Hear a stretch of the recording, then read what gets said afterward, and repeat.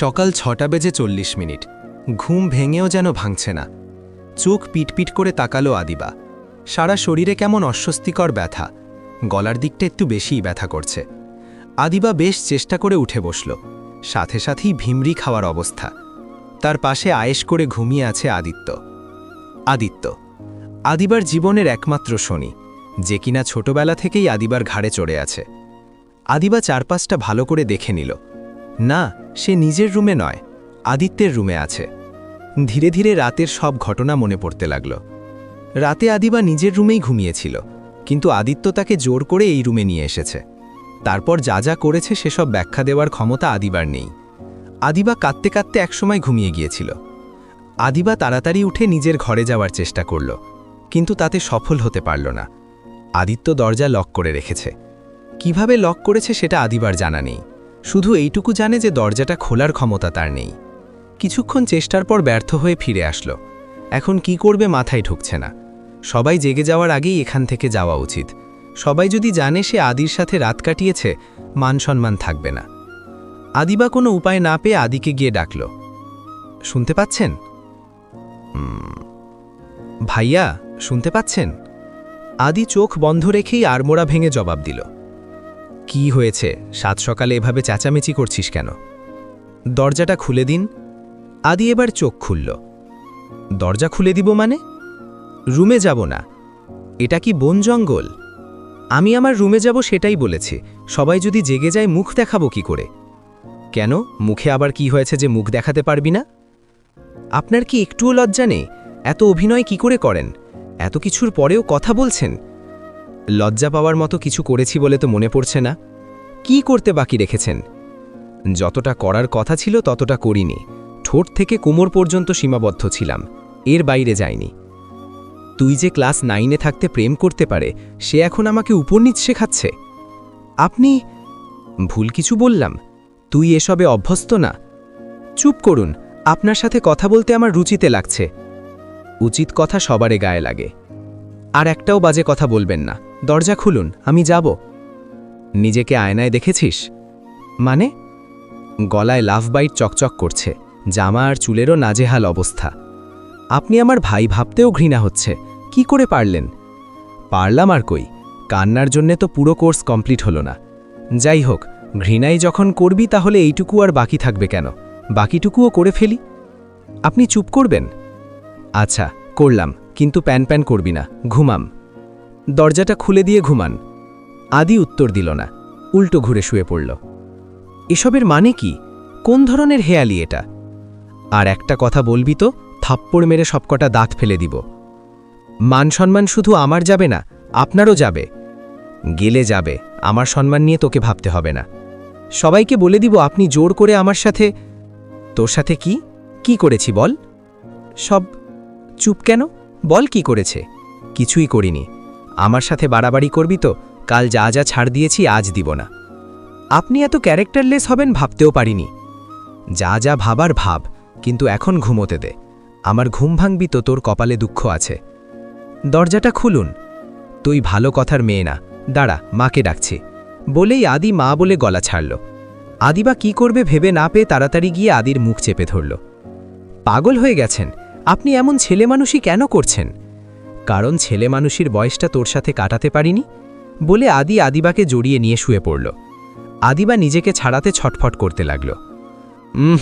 আদিবা, অনেক বাড়াবাড়ি করেছিস, আর না, ঘুমোতে দে।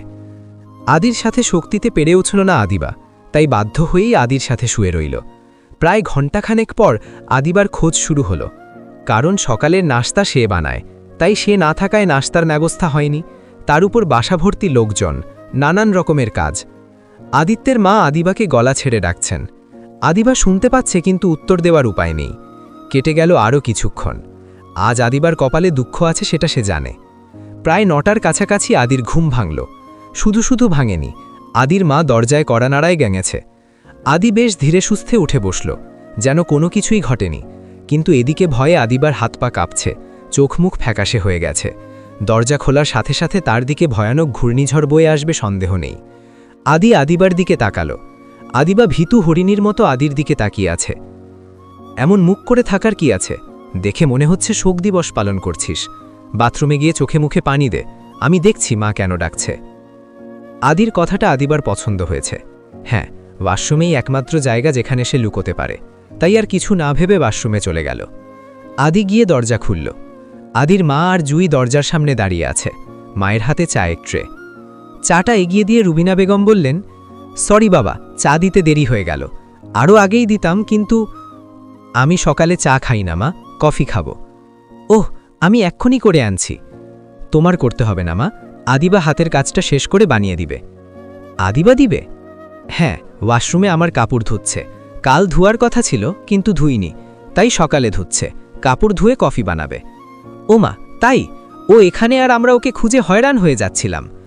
কেন, খোঁজাখুঁজির কি আছে? ও তো ছোট বাচ্চা না যে হারিয়ে যাবে। না মানে সকালে নাশতাও বানায়, তাই। ওহ, কিন্তু ও তো ব্যস্ত, আজ অন্য কাউকে বলো না নাশতা বানাতে। রুবিনা বেগম আর কিছু না বলে বেরিয়ে গেলেন, সাথে জুইও। কিছু দূর গিয়ে জুই বলতে শুরু করল, কাকিমণি, কি বলতো? আমার কি মনে হয় আদি ভাইয়া এখনও আদিবাপুকে ভালোবাসে আর ওকেই বিয়ে করবে। অসম্ভব, এ কিছুতেই হতে পারে না। কিন্তু ওর হাবভাবে তো এমনই মনে হয়। আদি অন্য যাকে পছন্দ করুক আমরা মেনে নিব, কিন্তু আদিবাকে কিছুতেই না। কেন, আদিবাপুকে না কেন? আদিবার জন্যে আমরা অনেক বছর আদিত্যকে কাছে পাইনি। আমি চাই না আবারও এমন কিছু হোক, যে করেই হোক আদিবাকে আদিত্যের জীবন থেকে বিদায় করতে হবে। আমি আজকেই এর একটা বিহিত করব। এদিকে রুবিনা বেগম চলে যাবার পর আদিত্য বলল, ম্যাডাম বাইরে আসতে পারেন, মা চলে গেছে। আদিবা বাইরে আসলো, তারপর ফ্যালফ্যাল করে আদির দিকে তাকালো। আগেই তো বলেছিলাম ভয় পাবার কিছু নেই, যেটা সামলাতে পারবো না সেই কাজ আমি করি না। এখন নিচে যা, আমার জন্যে কফি নিয়ে আয়। আদিবা কথা বাড়ালো না, চলে যেতে চাইল। এই দাঁড়া, চুল ঠিক করে গলা ঢেকে তারপর যা, আর রাতের ব্যাপারে কাউকে কিছু বলিস না। আদিবা মাথা নাড়ল, তারপর চুল ঠিক করে নিচে গেল। আদিবা নিচে যাবার কিছুক্ষণ পরেই আদি নিচে নেমে আসলো, এসেই টেবিলে বসল। বাকিরাও আছে। আদিবা রান্নাঘরে কফি বানাচ্ছে, কাজের মহিলা আর রুবিনা বেগম নাশতা। রান্নাঘর আর খাবার টেবিল কাছাকাছি হওয়ায় সব কথাই শোনা যায়। আদিকে দেখে আদিত্যের বাবা বললেন, আদি, তুমি এতদিন পর দেশে এসেছো, তাই আমি চাইছি একটা গেট টুগেদার আয়োজন করে সবার সাথে তোমাকে নতুন করে পরিচয় করিয়ে দিতে। তোমার কোনো আপত্তি নেই তো?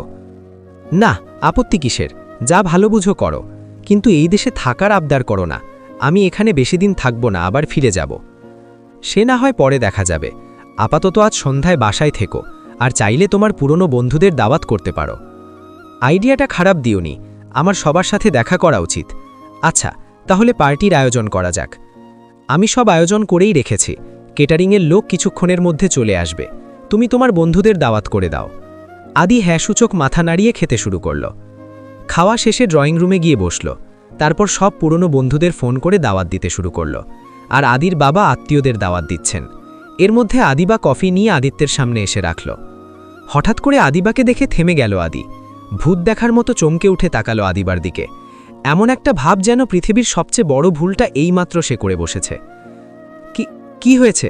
এভাবে তাকিয়ে আছেন কেন? কোনো ভুল করেছি? বিরাট বড় ভুল, বলেই আদি উঠে গিয়ে বাবার সামনে দাঁড়ালো। বাবা, পার্টি বাসায় না করে অন্য কোথাও করা যায় না? কিন্তু সবাইকে তো বাসার কথা বলে দিয়েছি। আই সি, উফ, আমি কি করে ভুলে গেলাম। কেন, কোনো সমস্যা হয়েছে? সমস্যা তো হয়েছেই। আচ্ছা হোক, আমি সামলে নিতে পারবো, বলে আদি বাইরে চলে গেল।